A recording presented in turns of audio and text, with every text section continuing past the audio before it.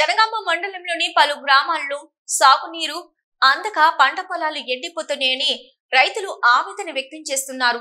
ఈ సందర్భంగా జనగామ కలెక్టర్ కార్యాలయం ముందు రైతులు ఆందోళన నిర్వహించి ధర్నా చేపట్టారు.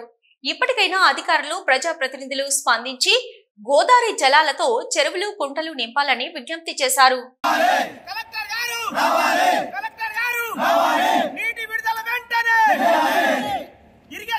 బొమ్మకు రిజర్వాయర్ నుండి నీరు విడుదల చేస్తే మాకు పంటలు పండుతాయి. లేకపోతే 18 గ్రామాలు ఉంటాయి.